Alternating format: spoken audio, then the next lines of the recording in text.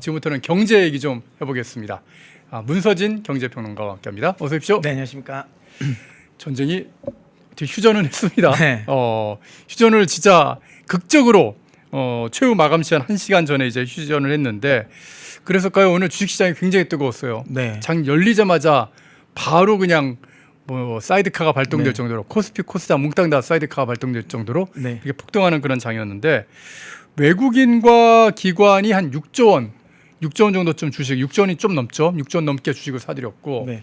반면에 개인은 주식을 또 엄청나게 팔더라고요. 네. 오늘 주식시장 움직임 어떻게 보셨습니까? 아무래도 이제 이 이란발 리스크가 완화될 거라는 기대감이 이제 일단은 반영이 많이 됐다라고 생각을 합니다. 일단 뭐 추가적으로 협상이 잘 진행될지 안 진행될지는 상황을 보긴 해야 되겠지만 일단 어쨌든 대공습이라는 흔히 말하는 지정학적 리스크를 키울 수 있는 부분이 좀 약간은 해소됐다라는 기대감으로 이제 주식시장의 흐름이 좀 좋았다고 볼 수 있는데요. 특히 외국인들 같은 경우는 최근 들어서 그러니까 4월달 들면서부터는 매도세를 많이 좀 줄이고 있었어요. 그러니까 3월은 거의 다 팔았어요. 그렇죠. 예. 그러니까 이게 제가 여기 나와서 제가 항상 말씀드렸던 게 외국인들의 매도 중에 가장 이제 결정적인 이유는 그러니까 우리 시장을 좋게 보고 나쁘게 보고 우리 시장 자체를 판단해서 매매를 하는 외국인들은 우리 시장에는 많지가 않다. 그러니까 정상적인 투자라기보다는 기계적인 투자, 기계적인 매매라는 거 말씀드렸죠. 그러다 보니까 그 매매가 일단은 매도할 만큼의 물량은 다 매도가 된 겁니다. 그러니까 우리가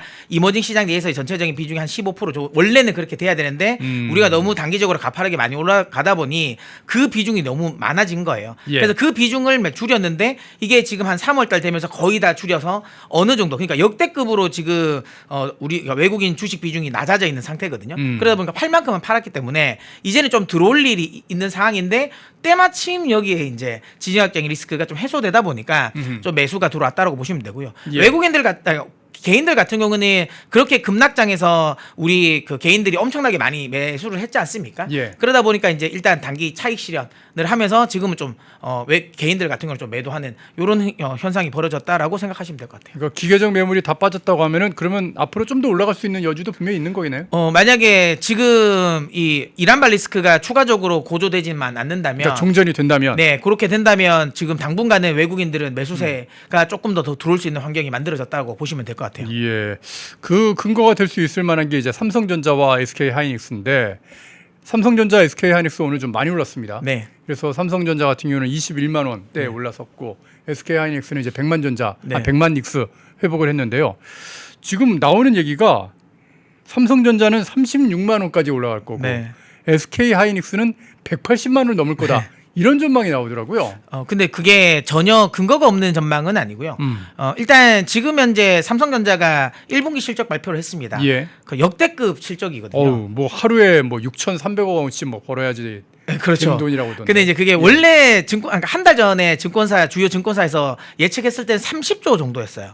그러다가 실적 발표하기 한 2주 전에까지만 하더라도 한 40조까지는 이야기가 나왔거든요. 근데 이제 이란발 전쟁 나오면서 이 환율이 급등해 버렸잖아요. 그래서 환율 효과까지 감안을 해서 환율이 감안돼서 그게 한 10% 맞습니다. 1,500원이 그러니까 넘어가는 바람에 환율 효과까지도 어느 정도 이제 반영이 된 거라고 보시면 돼요. 그러면서 이제 전망치가 조금 더 상향 조정되긴 했는데 그럼에도 불구하고 어쨌든 50조였거든요. 그러니까 전망 최고로 전망치가. 근데 그거보다도 더 엄청나게 많이 올랐다라는 건데 뭐 중요한 건 이겁니다. 근데 이게 이제부터 시작이라는 거죠. 앞으로는 반도체 관련 매출은 더 늘어날 가능성이 높고요. 지금 올해 기준만 놓고 보더라도 삼성전자 같은 경우가 올해 전 세계에서 영업이익률만 놓고 보면 두 번째로 돈을 많이 버는 회사가 됐습니다. 그럼 뭐 거의 엔비디아급이다 뭐 그렇게 엔비디아가 1등이고요. 원래 이제 예상 전망치로 보면 엔비디아가 지금 연간 전망치로 보면 한 400조에서 500조 사이를 벌 거라고 영업이익 그 정도로 보고 있고 지금 삼성전자 같은 경우는 한 350조에서 400조 정도를 보니까 이 정도 버는 회사가 없어요. 그러니까 엔비디아 1등, 2등이 지금 삼성전자고 또 하나는 그리고 한 7위 정도가 되는 게 지금 200조 정도 버는 회사도 전 세계적으로 보면 한 10개 회사밖에 안 되거든요. 그 중에 SK 하이닉스가 이번에 200조를 벌 수 있는 지금 이 전망치가 나왔단 말이죠. 그런데 중요한 건 지금 삼성전자의 시총이라든지 SK 하이닉스의 시총은 그런 거 돈 버는 거 대비해서는 굉장히 쌉니다. 근데 이걸 이렇게 생각하기도 해요. 뭐냐면 메모리 업황이라는 게 원래 변동성이 많은 그러니까 뭐 하반기면 좀 떨어진다. 뭐 그런 이야기가 그런 얘기 나오죠. 예, 나왔습니다. 그러다 보니까 이게 원래 경기 사이클을 타는 업황이니까 그러니까 원래는 멀티풀이라고 해서 프리미엄이라는 게 있거든요. 그러니까 프리미엄을 많이 줄 수 없다. 이렇게 이야기를 한단 말이죠. 근데 그거를 감안해도 평균적으로 삼성전자가 그걸 볼 때 뭐 PER이라고 보는데 PER이 평균적으로 삼성전자 8배를 받거든요. 근데 지금 원래 예상 실적 기준으로 보면 지금 현재 주가가 4배입니다. 4배. 그러니까 여기서 흔히 말하는 100% 정도 더 올라가야 평균적인 수준의 밸류에이션을 매겨지는 거거든요. 그러니 예, 36만 원이라는 이야기가 달리 나온 건 아니라고 2배 보시면 정도가 됩니다. 이렇게 된다. 그런 얘기가 나오는 거군요. 뭐 한국의 기업 자체가 실적이 좋아지고 한국의 어떤 국익이 점점 늘어나는 것은 분명히 좋은 분인 얘기긴 한데 그러나 참 이재명이 좋아할 생각을 하면 좀 약간 좀 현 정부가 좋아할 생각하면은 네. 조금 그거는 국민 여러분께서 시청자 여러분께서 좀 잘 좀 판단을 좀 해주셨으면 좋겠습니다. 자, 이란 전쟁이 휴전을 하면서 삼성과 SK 하이닉스 빼고 좋아지는 그런 산업 분야도 있을까요? 저는 이번 이란전을 통해서 네. 많이 아주 크게 부각받을 수 있는 산업이 저는 건설주라고 생각하거든요. 아, 건설주. 네, 재건 관련인데 예. 많은 분들이 우크라이나 이 재건 관련해서 국내 건설주에 대해서 수혜를 이야기를 많이 했었긴 하거든요. 예, 예. 근데 사실 우크라이나는 이게 만약에 윤석열 정부가 그대로 유지가 됐다면 수혜를 볼 수도 있을 것 같았어요. 네네. 근데 지금 이재명 정부는 아시겠지만 우크라이나전 개전 초반부터 해서 우크라이나 편을 안 들었잖아요. 예. 네, 러시아 편을 들었다 보니까 상대적으로 우크라이나가 혹시라도 이제 재건을 할 때 우리 기업들을 참여시킬 가능성은 크지 않다라고 보면 되기 때문에 우크라이나전은 오히려 재건 관련 이슈는 그렇게까지 묻을 수 없었었는데 다행스럽게 이번에 그 이란전에서는 우리나라 특히 우리나라 방산이죠. 방산 기업들이 큰 역할을 해줬습니다. 예. 아시는 것처럼 아랍에미리트의 방공망을 빨리 많이 예, 미사일을 수출이 됐죠. 그리고 예. 중요한 건 이게 수출이 흔히 말하면 아니 그 수출은 돈 받고 준 거 아니냐라고 할 수 있지만 사실 지금 그 LIG 넥슨 같은 경우는 이 청군 같은 경우가 기존에 있는 공장에 있는 걸 준 건 아니에요. 기존에 우리 흔히 말하는 국방부에 있는 걸 가지고 준 거거든요. 먼저. 아, 배치가 돼 있는 네, 거죠. 배치를 지금 하려고 하는 걸 준 거예요. 흔히 말하면 먼저 뺏어 준 겁니다. 어허. 예, 그렇기 때문에 확실하게 아랍에미리트 입장에서는 고마움을 느낄 수 있는 상황인 거죠. 그러니까 원래 같으면 순서상으로 보면 그렇게 빨리 받을 수 없는데 어허. 순서를 앞당겨서 준 거거든요. 어허. 예, 그렇기 때문에 확실하게 아랍에미리트 입장에서는 이걸 긍정적으로 볼 수 있고 또 하나는 어쨌든 우리나라가 아시는 것처럼 우리나라 건설주가 중동에서 플랜트를 많이 수주했어요. 예. 그래서 중동에 그러니까 이 건설돼 있는 이런 정유 시설들이 이 플랜트들이 대부분 우리나라 기업들이 많이 참여를 했어요. 그러면 이번에 공습을 통해 가지고 이란이 또 많이 공습을 해 가지고 지금 이 중동의 주요 플랜트 시설들이 많이 뭐 카타르 파괴가 LNG 됐거든요. 시설 같은 경우 파괴되고 막 그랬지 않습니까? 그런 것들을 보수 공사 수요가 늘어날 수밖에 없어요. 근데 그건 기존에 했던 사람들이 할 가능성이 높거든요. 그렇죠. 그게 대부분 우리나라 플랜트 관련 기업들, 그러니까 건설사들이 할 가능성이 높고요. 그 다음에 이번에 제가 그때도 말씀드렸지만 이번 호르무즈 해협, 그러니까 미국의 이란 공습을 통해서 미국이 얻는 것 중에 하나가 호르무즈 해협 자체에 흔히 말 리스크를 올렸잖아요. 예. 그러다 보니까 상대적으로 이제 미국의 원유에 대한 흔히 말하는 메리트를 높이기도 했고 또 하나는 결국은 지금 1대1로를 막은 거예요. 예. 왜 미국이 그 공습을 한다고 할 때 왜 교량을 왜 딱 꼽아서 왜 교량을 그 흔히 말하는 파괴한다고 했을까요? 그게 결국은 이란이 중국이 이제 1대1로 가는 라인에서 중요한 역할을 하거든요. 네네. 그러니까 그래서 교량 같은 1대1로 자체를 아예 원천 봉쇄하겠다는 거예요. 견제하기 위한. 그리고 또 하나는 그러다 보니까 호르무즈 해협에 관련된 부분에 있어서의 이 리스크를 키우니까 지금 원래는 그 IMEC라고 해가지고 뭐 인도라든지 그 다음에 이제 이 중동 그리고 이제 유럽을 잇는 호르무즈 해협을 통과하지 않고 그 다음에 이제 그런 식으로 이어가는 요 부분에 대한 투자가 이야기가 많이 왔었어요. 그걸 네네. 핵심적으로 지금 흔히 말하는 주도하는 나라가 미국이었거든요. 예. 근데 이게 처음에는 좀 괜찮다라고 했는데 돈이 너무 많이 들다 보니까 좀 뜨뜻미지근해졌어요. 중동 국가들이. 그리고 저기 나오는 그 GCC라고 해가지고 중동 내에서도 육로로 들어가는 이런 수송. 그러니까 너무 호르무즈 해협이 항상 위험하니까 예. 저렇게 거치지 않고 오만을 통해 가지고 육로 수송으로 가는 게 어떨까라고 해서 GCC라는 것도 있었거든요. 아, 그럼 열차로 석유를 나르는 건가요? 그렇죠. 뭐 석유뿐만 아니라 일반 물류도 다. 아하. 그러니까 지금 호르무즈 해협을 거치지 않고 오만에서 물류를 받아서 이걸 이제 아랍에미레이트, 사우디, 그다음에 이제 최종적으로는 이제 이스라엘까지 요런 식으로 해서 육로로 이제 이동하는 이 루트를 많이 개발을 하려고 했었는데 이게 이스라엘과 아무래도 중동 국가들과의 또 이권 관련 부분, 그다음에 저것도 돈이 규모가 300조가 넘거든요. 그게 사이즈가 엄청난 큰 규모인데, 그러니까 이게 적극적으로 활용이 아까 말씀드린 것처럼 개발이 안 된 이유가 딴 게 없어요. 굳이라는 생각을 했거든요. 그러니까 호르무즈로 그냥 배를 보내면 그렇죠. 되지. 요렇게 해서 배 타고 가면 되는데 네. 뭐하러 기차 타고 이렇게 돈 더 들여갖고 네. 기차는 한 번에 그 네. 날릴 수 있는 양 자체가 맞아요. 적으니까 네. 뭐 이렇게 갈 필요가 있어 그런 생각을 하게 된 거죠. 했죠. 근데 이번에 이 이란 미국이 이란을 공습하면서 호르무즈 해협의 리스크를 커져버렸잖아요. 예. 그러다 보니까 대체적으로 육로와 관련된 부분의 메리트가 올라갔어요.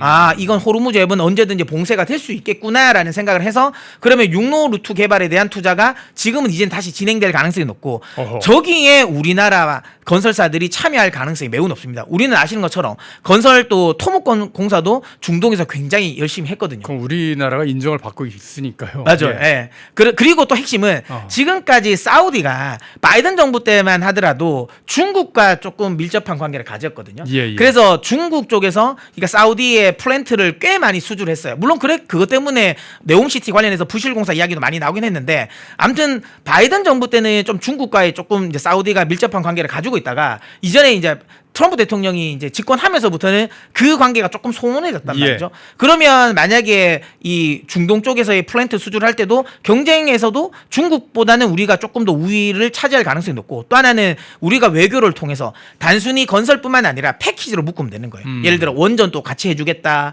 그다음에 지금 사우디가 원하고 중동 국가들이 원하는 건 원전이거든요. 원전도 같이 해주고 또 하나는 방산. 우리나라 지금 미사일 그러면 우리 여기에 참여시켜주면 미사일 흔히 말하는 이 방호막 체제도 방호 시스템도 우리 같이 해주겠다라고 하면 훨씬 더 경쟁력이 있거든요. 이번에 중국이 이란전을 통해서 중국의 방호 시스템이 정말 무용지물이라는 걸 만천하에 알려졌거든요. 그렇기 때문에 중동 국가들이 중국산 방호막을 쓸 가능성이 없어요. 이런 부분을 좀 우리가 이제 어필을 하면 건설주 같은 경우는 확실하게 수혜가 될 수 있다. 이렇게 제가 말씀드리도록 하겠습니다. 건설 분야는 그렇게 해서 앞으로 이란 전쟁이 끝나고 나서 우리가 좀 어떻게 발전을 네. 하고 사업 영역을 확장할 그런 분야다 그런 말씀을 해주신 거고요.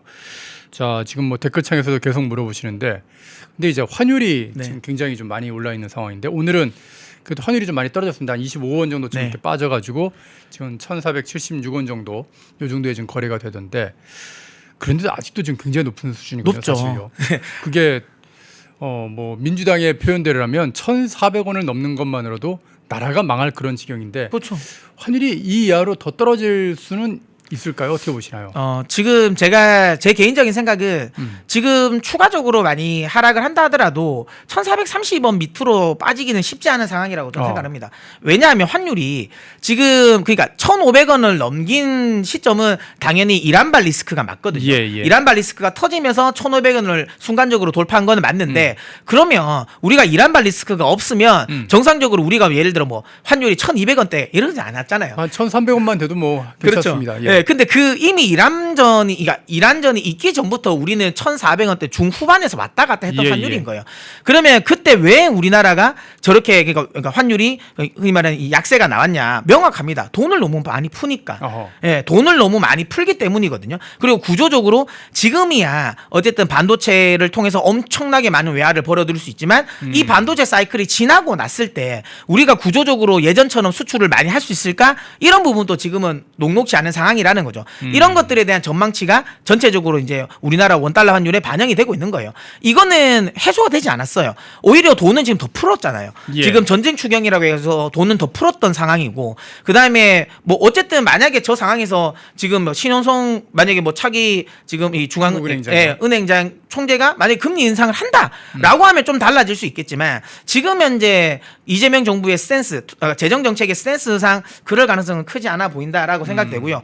어쨌든 지금 현재 이재명 정부는 계속 돈을 더 풀려고 하는 상황.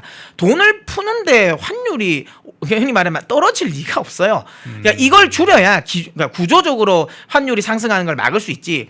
순간적으로 이란전이 완화됐다고 해가지고 이 구조가 뭐 1,400원 깨고 1,300원으로 내려간다라고 하는 거 제가 보기엔 아직까지 그거는 가능성은 낮다. 기존적으로 지금 흐름에서 추가적인 이 원달러율이 내려가면 한 1,430원 라인 이 라인 정도에서는 그러니까 흔히 말하는 저항이 걸리지 않을까. 여기서는 더 떨어지지는 쉽지 않다. 왜냐하면 이미 환투기 세력들은 알거든요. 우리나라 외환 개입할 수 있는 환경 그렇게 녹록지 않다. 그 다음에 지금 현재 정부는 돈을 계속 더 뿌린다는 기조를 유지하고 있다. 그러면 1,430원 정도 오면 또 공격을 할 거고, 그 다음 또 위에 1,470원 또 위로 올라가면 또 그냥 차익 실현을 할 거고, 이 왔다 갔다 하는 걸 계속 할 가능성이 높아요. 예, 혓바닥 애국자님께서 채팅창에 이제 휴전 추경하는 겁니까? 그렇게 물어보시는데, 아유, 진짜 나라에 돈이 요만큼이라도 좀 쌓이고 들어올 것 같으면 바로 그걸 또 이제 어떻게든 쓰려고 지금 발버둥을 치는 게 지금 현 이재명 정부가 아닌가 생각이 되는데요. 뭐 환율이라든가 주식이냐, 또 우리 일반 국민들, 주식 투자 안 하는 국민들이나 또 뭐 사업을 하지 않는 그런 국민들한테는 조금 좀 남의 나라 얘기 같은 그런 성격이 있지만, 진짜 직결되는 거는 바로 기름값 아니겠습니까? 네, 맞습니다. 지금 일단 유가가 좀 내려오긴 내려왔습니다. 이제 네. 90달러 정도 좀 선으로 내려왔는데, 지금 60달러 선까지 내려가는 건 어려울 거다, 그런 얘기도 좀 막 나오거든요. 당분간이 아니라 올해는 어렵지 않을까요? 올해 안에는? 네, 왜냐하면 일단 기본적으로 호르무즈 해협의 봉쇄에 대한 부분도 아직까지 완벽하게 해소된 건 아니고, 설사 이게 봉쇄가 완벽하게 해제된다 하더라도 지금 그러니까 원유 시설이 이번 전쟁으로 많이 파괴가 돼 버렸어요. 그래서 뭐 아시는 것처럼 아랍에미리트라든지 그다음에 사우디라든지 카타르의 원유 시설들이 많이 지금 많이 이게 타격을 받아서 이걸 회복하는 데까지는 상당한 시간이 걸릴 가능성이 높습니다. 예. 그렇기 때문에 우리가 예전에처럼 전쟁 나기 전에 63불까지는 지금은 쉽지 않다라고 보고 있고요. 그래서 중요한 건 그럼에도 불구하고 어쨌든 100불이 넘겨가는 상황은 이 되면 안 된다. 그러니까 80불 정도까지만 유지된다 하더라도 그래도 괜찮은 상황이긴 한데, 어쨌든 63불까지는 지금은 좀 어렵지 않을까라는 생각이 듭니다. 근데 여기다 지금 더 걱정되는 게, 호르무즈 해협이 완전히 개방되고 이제 무료로 그냥 자유롭게 예전처럼 이렇게 다니는 걸로 하고 생각을 했는데, 그게 지금 아니라는 얘기가 지금 자꾸 나옵니다. 네. 그러니까 트럼프 미국 대통령이 호르무즈를 갖다가 일단 통과를 시켜주고, 그리고 전쟁을 갖다 멈추는 그 대가로 이란으로 하여금 호르무즈를 통행하는 배들한테 통행료를 거둘 수 있게끔 허락해 줄지도 모른다, 이런 얘기가 나오거든요. 그러니까 트럼프 대통령, 미국 입장에서는 호르무즈 해협은 사실상 통행료는 아무 의미가 없어요. 그들은. 왜냐하면 어차피 어차피 본인들이 이용하지 않는 거기 때문에. 그래서 거기서 통행을 받든 말든 상관이 없다라는 거고요. 오히려 아까도 제가 말씀드렸잖아요. 미국 입장에서는 호르무즈 해협에 흔히 말 통행료를 받는 게 미국 입장에서 유리합니다. 왜냐하면 그러면 결국은 호르무즈, 그러니까 중동산 두바이유에 대한 메리트를 낮추는 거고, 상대적으로 알래스카 개발에 대한 흔히 말하는 이 메리트를 높이는 거. 그러니까 두바이유 가격이 올라가는 거고, 상대적으로 알래스카 그렇죠. 같은 원전 개발이나 그런 거를 하게 되면은, 원유 개발을 하게 되면 그렇죠. 훨씬 더 낫다는 거잖아요. 지금 알래스카 개발에서 항상 이제 문제가 되는 건 저게 마진이 안 나온다는 거거든요. 근데 이제 중요한 건 이겁니다. 그러니까 두바이산 중진류랑 그다음 미국산 경진류는 다르기 때문에 우리가 100% 그러니까 미국산 원유를 수입해서는 쓸 수는 없어요. 그런데 알래스카산은 다릅니다. 알래스카는 중금류거든요. 중진류까지는 아닌데 중금류예요. 그러니까 두바이산보다는 조금 더 그냥 가볍긴 하지만, 그럼에도 불구하고 본토에서 나는 것보다는 조금 더 중진류에 가깝습니다. 그렇기 때문에 알래스카산을 쓰기는 괜찮습니다. 그렇기 때문에 그래서 일본이 좀 발빠르게 움직였잖아요. 알래스카 이번 전쟁 터지고 알래스카산 더 투자하겠다고 이야기했잖아요. 그러니까 그런 거거든요. 이렇게 되면 장기적으로 호르무즈 해협에 대한 흔히 말하는 이 두바이산 원유의 가격이 비싸질 수밖에 없다. 그러면 새로운 루트를 찾아야 되는데, 거기가 미국산 원유를 수입하는 건 조금 애매하긴 하지만 알래스카산에 대한 부분은 수입은 해줄 수 있다라고 보는 거죠. 그래서 그런 부분에 있어서 이제 미국은 아무래도 본인들의 이 원유에 관련된 부분에 있어서 메리트를 높이기 위해서는 뭐 이란이 통행료를 받건 말건 상관없다라고 할 수 있을 것 같은데, 다만 이건 있어요. 저걸 해주는 결정적인 핵심적인 조건이 핵을 포기해야 돼요. 이란이 핵을 포기해야 됩니다. 그러니까 되겠죠. 만약에 이란이 핵을 포기하지 않는 상황에서 협상은 없을 거예요. 왜냐하면 지금 미국 입장에서도, 트럼프 대통령 입장에서도 핵 포기가 안 된 상황에서 전쟁을 끝내버리면 전쟁의 명분이 없거든요. 그러니까 최종적으로 어쨌든 뭐든 해도 이란이 핵을 포기해버리면, 그러면 사실 미국은 얻은 게 많아요. 결국은 미국의 어떤 대통령도 하지 못했던 이란의 핵무장을 포기시켰다는 거잖아요. 핵무장을 해제시켰다라는 거. 그것만 가지고도 미국은 특히 이제 트럼프 대통령은 큰 승리를 했다고 볼 거고. 근데 중국의 그 1대1로나 중국의 에너지를 라인을 끊는다는 그 목표도 있었는데 네. 그거는 실패하게 되는 거지 않습니까? 근데 이게 통행료를 받는다라는 부분이 가면 저는 개인적으로 여기 트럼프 대통령이 나중에 이 인터뷰 내용 중에 그 말이 저는 인상이 깊었어요. 뭐냐면 뭐 통행료 하고 나서 재건을 할 수 있게 하겠다. 물론 어떤 분들은 본인이 다 파괴시켜 놓고 왜 또 본인들이 재건 트럼프 네. 대통령 비판하는 사람들은 네, 그런 이야기를 하죠. 근데 어쨌든 그런 식으로 해서 미국이 거기에 들어가면 일반적으로 미국은 건설 회사들이 되게 흔히 말하는 발전한 회사 나라는 아니에요. 예. 근데 뭐가 들어가냐면 그러면 제가 보기에는 에너지 기업들 그러니까 엑스모빌이라든지 미국의 원유 기업들이 베네수엘라 때 들어간 것처럼 재건을 하면서 같이 들어갈 것 같아요. 그러면 사실상 이란산 원유 그러니까 이때 전쟁 끝나고 한 말이 있잖아요. 이란산 원유도 우리가 가져간다. 그게 재건이라는 명분으로 이란 흔히 말하는 미국의 에너지 기업들을 참여시킬 것 같아요. 이란산 원유 개발. 굉장히 중요한 얘기를 하신 건데 그러니까 이란과의 어떤 휴전 그리고 향후에 있을 어떤 종전 협상에서 호르무즈 통행료 너희들이 가져가 그거 뭐 한 몇백조 원 정도 좀 되겠지만 뭐 연간 한 몇백조 원, 몇십조 원 이상 그렇게 되는 통행료 너희가 가져가 너희 재건했어. 하지만 에너지 수출과 관련된 부분들은 우리가 통제할 수 있게끔 해줘. 그렇죠. 그거지 않습니까? 맞습니다. 그러니까 지금 여기서 말하는 미국이 지금 이란의 경제 제재를 풀어주겠다라고 하는 거잖아요. 협상을 잘하면. 근데 그 풀어주겠다는 걸 그냥 풀어주겠습니까? 조건을 달겠죠. 거기에 에너지 관련 부분까지 같이 가겠죠. 그러니까 에너지도 우리가 풀어줄게. 다만 또 에너지 관련해서 뭐 우리가 허가된 부분에 대해서 그렇게 되면 결국은 그러니까 미국의 원유 그러니까 이 에너지 기업들이 참여해서 이란산 원유를 개발할 수 있고 미국의 에너지 기업들이 생산한 원유에 대해서는 제재를 풀어주겠다라고 이야기할 수 있다는 거죠. 그러면 확실하게 이번 전쟁을 통해서 이란산 원유를 본인이 가져가는 거죠. 그러니까 왜 본인이 이란산 원유도 우리가 가지고 왔다라고 이야기를 했을까요? 제 생각은 그거거든요. 강제적으로 군이 들어가서 뭔가 정권을 교체시키고 하는 게 아니라 말이 좋잖아요. 우리가 재건한다. 재건에 우리가 참여할게. 우리 미국 기업들 가게 해줄게. 지금 그런 방향으로 바꾸고 있는 건가요? 그러면? 제가 보기에는 그런 것 같아요. 처음에는 그러니까 무력으로 어쨌든 정권이 교체될 거라고 생각했는데 네. 그게 녹록치 않으니 제가 보기엔 노선을 튼 게 아닌가라는 생각이 듭니다. 근데 마치 그 베네수엘라에서 그러니까 일단 뭐 마두로를 납치를 해서 했지만은 그 다음에 타자를 마두로 정권의 부통령을 갖다가 대통령 그렇죠. 대응을 시켜놨지 않습니까? 그런 것처럼 이란을 통치하던 그 신정 체제 이미 다 50명이나 제거했기 네. 때문에 뭐 더 이상 새로운 사람이 이제 나올 수밖에 없는 그런 네. 상황 만들어 놓고 자 너희 체제를 유진을 시켜줄 테니까 대신 유진을 하되 너희들 그 에너지 중국한테 이렇게 함부로 팔지 마. 그렇죠. 그거 우리가 통제할게. 대신에 너희들한테 그럼 뭘 주냐? 이권으로 맞죠. 호르무즈의 통행료 네. 그거 너희가 다 먹어. 그렇게 해준다는 거잖아요. 맞죠. 그리고 지금 이란이 핵을 포기하지 않는 결정적인 이유는 뭐냐면 이란이라는 나라는 이란이라는 걸로 생각하면 안 되고 결국 이란을 통치하고 있는 건 신정체제 그 핵심이 이란 혁명수비대잖아요. 그렇죠. 그러니까 핵을 유지하려고 하는 건 이란 혁명수비대예요. 그러니까 이란 혁명수비대가 핵을 가지고 있음으로 인해서 중국이나 러시아들을 통해서 지원을 많이 받습니다. 왜냐하면 중동 내에서 미국을 견제할 수 있는 유일한 나라잖아요. 예. 그러니까 이스라엘을 견제할 수 있는 그렇기 때문에 핵에 대한 부분에 있어서의 그러니까 이란 혁명수비대가 본인들이 핵을 무장했을 때에 오히려 더 흔히 말하는 협상력이 높아져요.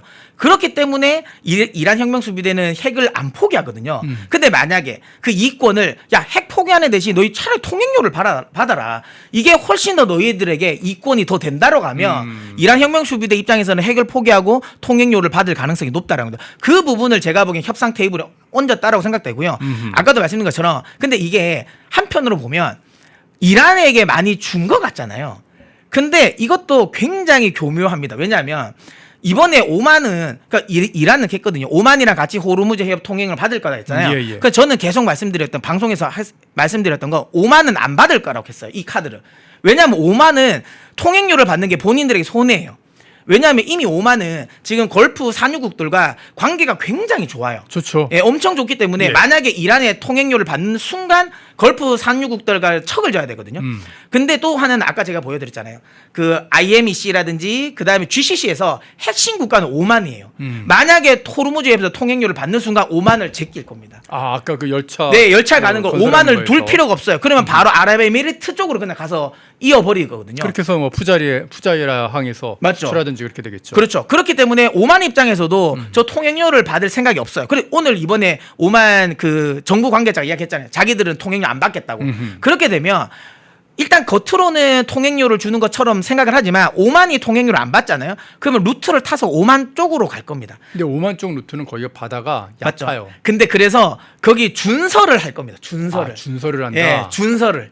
그럴 가능성이 매우 높다고 저는 생각합니다. 예, 그런 부분에 대해 가지고 뭐 트럼프 대통령이 생각한 게 있지 않을까라는 생각이 저는 드는 거죠. 준설 공사가 규모가 어마어마하기 때문에 그러니까 바다 밑에를 준설을 해서 큰 배가 그 다닐 수 있게끔 섬 만드는 들어가는 라인을 예. 그 라인이 한 그 10km 구간이 있을 거예요. 예, 예. 그 구간을 준설을 그러니까 흔히 말하는 수에즈 운하처럼 운하를 만드는 식으로 그 라인을 만들 가능성도 높다라고 이야기를 하고 있죠. 네. 어쨌든 그렇게 하더라도 그게 시간이 걸릴 거기 그렇죠. 때문에 그 기간 동안은 이란이 맞죠. 통행료 수익을 얻을 수 받고 있고 그 기간 동안 이란의 에너지 통제도 미국이 할 수 있다라는 거죠. 이란 혁명 수비대도 정권 놓치지 않고 네. 암살당할 위험도 없고 그리고 미국도 에너지 통제권 확보하면서 중국을 견제할 수 맞죠. 있는 힘을 얻고 야, 이런 식으로 전쟁이 또 끝날 수도 있군요. 좋습니다. 오늘 또 새로운 정보 좀 하나 배운 것 같고요. 자, 국내 소식들, 경제 소식도 좀 알아보겠습니다. 국내 경제 소식 관련해서는 별로 그렇게 유쾌한 소식은 아닌데 요즘 그렇게 신용카드 연체율, 신용카드로 빚을 냈다가 연체하는 분들이 그렇게 많아진다면서요. 뭐 아무래도 뭐 나라 살림이 팍팍하죠. 그러니까 예. 지금 뭐 주식 뭐 이런 것들만 보면 굉장히 뭐 삼성전자 사상 최고 실적 뭐 이런 게 나와서 뭔가 경기가 좋아지는 것 같고 뭐 주가가 급등한다고 해서 흔히 경기가 좋아지는 것 같지만 실제로 서민 삶은 팍팍하거든요. 예. 연체율이 올라간다라는 것 자체가 그만큼 이제 뭐 아까도 말씀드린 것처럼 결국은 실물 경기가 지금 현재는 안 좋다라는 걸 대변하는 거죠. 예. 근데 저렇게 높아지는 거 지금 괜찮은 겁니까? 예전에 그 카드 대란 나가지고서 네. 사람들 엄청나게 고통받은 적이 있는데 그런 위기 수준까지는 아닌가요? 지금 아직은 그 정도 수준까지는 아니라고 볼 수 있는데 중요한 건 여기서 흔히 말하는 이제 5%를 이제 넘기는 수준부터는 이제 그때부터는 좀 경고등이 켜지기 시작하겠죠. 그때부터는 이제 또 관리가 나올 거고 그때 되면 이제 이게 참 카드를 그러니까 이 끝까지 써보신 분들 그러다가 카드가 정지를 한번 당해보신 분들은 아실 거예요. 뭐냐면 하나가 막히기 시작하면 나머지가 연쇄적으로 다 막혀버리거든요. 그러니까 신용 점수가 나빠지면서 네. 전부 다 떨어지거든요. 예. 예. 그런 식으로 다 막혀버리면 흔히 말하면 그때부터는 흔히 말하면 그나마 카드론이나 이런 걸로 뭔가 버텼던 분들이 다 막히면 또 그게 또 다른 흔히 말하는 사채 시장으로 또 떨어질 수 있는 부분도 생기고 요 부분을 좀 관리를 잘해야 된다라고 저는 개인적으로 좀 생각합니다. 아유, 댓글창에서 은숙님께서 뭐 빚 많이 지면은 이재명이 갚아주잖아요. 그러는데 빚 탕감해 주는 거 이게 이런 모럴 레전드를 만들어 버리는 거 이거 정말 좋은 거 아니거든요. 자, 이런 좀 안 좋은 소식도 들어와 있고 그리고 또 하나 이 부동산 보유세가 지방선거 끝나면 오를 것이다. 지금 그런 얘기가 지금 계속 나오고 있습니다. 보유세가 거의 2배에서 3배씩 올라갈 거다. 그런 얘기가 나오더라고요.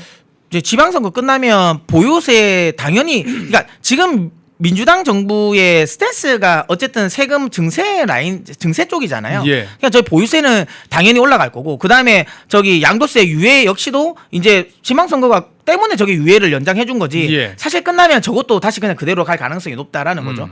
그리고 이제 그것뿐만 아니라 저는 개인적으로 생각하는 건 이제 지방선거가 끝나면 저는 금투세도 저는 시행할 거라고 생각을 합니다. 아이고. 네, 당장은 아니지만 아하. 슬슬 군부를 지필 가능성이 높다라고 봅니다. 그러니까 이제부터는 흔히 말해 지방선거 끝나고 나면 이제 앞으로 2년 동안 선거가 없잖아요. 그러면 이제 눈치 볼 이유도 없고 그러면 지금 그 기간 동안 껄끄럽게 만들어지는 이런 법안들을 빠르게 통과시킬 가능성이 높고 어쨌든 계속 돈을 지금 뿌리려고 하잖아요. 돈을 뿌리려면 재원이 필요할 거고 그러기 위해서는 세금을 이제 많이 거두겠다라는 의지를 보이고 있는 정부이다 보니까 뭐 거둘 수 있는 건 다 거두겠죠. 그래서 보유세도 인상시킬 거고 그 다음에 그 금투세 이야기도 분명히 제 개인적인 생각은 언급이 나올 가능성이 높다. 뭐 그 다음에 양도세 유예 같은 경우도 이제는 뭐 유예 추가적으로 다 안 해줄 가능성이 높다. 그래서 뭐 지방선거 끝나고 나면 세금 폭탄을 맞을 가능성이 높다. 소위 말하는 이재명 지지층이고 민주당 지지하는 4050들 뭐 자산이 가장 많은 그런 대한민국의 연령대 아니겠습니까? 이분들 돈 벌었다고 뭐 주식으로 돈 벌고 부동산으로 돈 벌었다고 좋아하는 거 다 털리는 그런 일이 벌어지겠네요. 그렇죠. 그러니까 6월 이후가 저는 개인적으로 국내 시장이 가장 어찌 보면 좀 리스크가 있는 그 장일 것 같아요. 그러니까 금투세 이야기를 바로는 안 하겠죠. 바로는 안 하겠지만 처음에 이제 한두 사람이 분명히 흔히 말하면 던져 볼 겁니다. 던지면서 반응을 계속 볼 것 같아요. 그러다가 이제 결국에는 이제 이것들이 이제 흔히 군불 짚히면서 이제 내년에 시행 쪽으로 막 가닥을 잡으려고 하지 않을까라는 생각을 하고 그건 있어요. 지금 처음에 상법 개정안을 하고 증시를 올리면서 지금 이제 이번 정부랑 이제 여당이 한 말이 있잖아요. 그러니까 선진화를 만들고 나서 흔히 말하는 그 금투세를 받겠다라고 한 게 있거든요. 근데 이제 그들 입장에서는 주가가 많이 올랐으니까 이게 선진화 됐다라고 생각할 것 같아요. 그러면 명분도 만들어지겠죠. 예, 그렇기 때문에 금투세 관련 부분도 지금 현재 여당 입장에서는 명분이 됐어요. 할 수 있는 명분이 만들어졌다라는 거. 예. 다만 지방선거가 좀 코앞이기 때문에 여론을 좀 자극하면 안 되니까 그래서 지금은 당장은 안 올리고 있을 뿐이다. 얼마든지 세금 올려가지고 또 그렇게 세금 잘 올려놓고 우리는 가진 자들한테 그리고 불로소득하는 사람들한테 세금 거둔 겁니다. 국민 여러분 걱정하지 마세요. 저희가 세금 걷어서 다시 또 민생지원금으로 뿌려드릴 거예요. 이렇게 갖고 뭐 내후년에 이제 뭐 대선하게 되면 총선하게 되면 총선하게 되면 그때 이제 또 좀 뿌리고 그런 식으로 하겠죠. 뭐 그렇게 할 것 같아요. 지금 계속 말씀드리지만 지금 재원이 없거든요. 세금을 계속 어떻게든 계속 올려야 된다라는 관점에서 본다면 어떤 흔히 말하면 뭐 이게 핑계를 대서라도 계속 증세할 수 있는 계속 그 모멘텀을 만들지 않을까라는 생각이 좀 듭니다. 여러분 이게 바로 베네수엘라식 통치입니다. 세금들 가진 자들 이렇게 다 뺏어가지고요. 좀 어려운 분들한테 이렇게 나눠주는 국민들한테 보편적인 복지한다고 이렇게 나눠주고 그런 식으로 하면서 자기의 어떤 권력을 계속 연장시키는데 그 결과는 어떻게 되냐면 진짜 능력 있는 분들이요 베네수엘라를 다 떠났던 것처럼 대한민국에서도 똑똑한 청년들 그리고 실적 좋고 그리고 대한민국을 정말 부흥시킬 수 있는 기업들이 대한민국을 다 이탈하게 되는 그런 일이 벌어지게 될 겁니다. 그래서 선거를 잘해야 되고 투표를 잘해야 된다. 또 그 결론으로 마무리가 되는 것 같네요. 자, 지금까지 문서진 경제평론가와 함께 진짜 이란 전쟁으로 인해서 이 휴전으로 인해서 벌어지게 될 대한민국에 미치게 될 어떤 여파들도 한번 쭉 살펴보고 그리고 대한민국 지금 현재 경제 상황은 또 얼마나 심각한 상황인지 한번 좀 쭉 한번 살펴봤습니다. 예, 김영균님께서 프랑스도 그랬다. 최고 부자들 다 떠나가고 그 자리를 이민자들이 채우더라. 예, 지금 그런 상황이 됩니다. 좌파가 정권을 잡으면 국가가 이렇게 살기 힘들어지는 것 같습니다. 자, 그런 걸 좀 조심하고 우리가 깨어 있어야 될 것 같네요. 자, 문서진 경제평론가와 함께했습니다. 오늘도 말씀 잘 들었습니다. 네.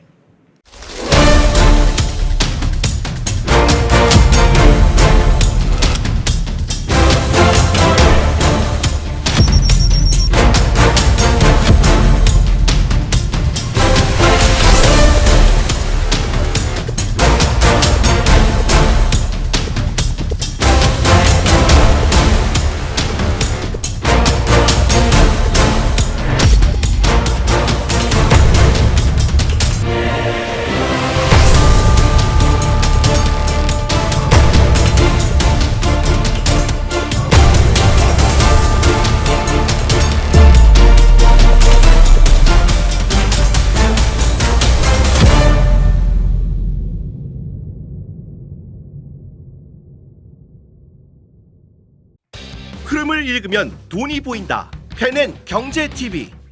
월화수목금 오후 4시 라이브 4. 경제의 핵심만 쏙쏙. 경제 픽설. 주식 시장을 읽는 눈. 머니 인사이트. 투자의 맥을 한 방에. 박상규의 투맥. 글로벌 투자 시그널. 세계를 보는 눈. 기업가 정신의 재발견. 기업가 열전 영웅시대. 당신의 통찰이 수익이 되는 시간 라이브 4. 매일 오후 4시에 라이브로 뵙겠습니다. 펜앤마이크에서 추천하는 영상도 보고 가세요. 다른 영상도 즐기시려면 구독 버튼을 꼭 눌러주세요.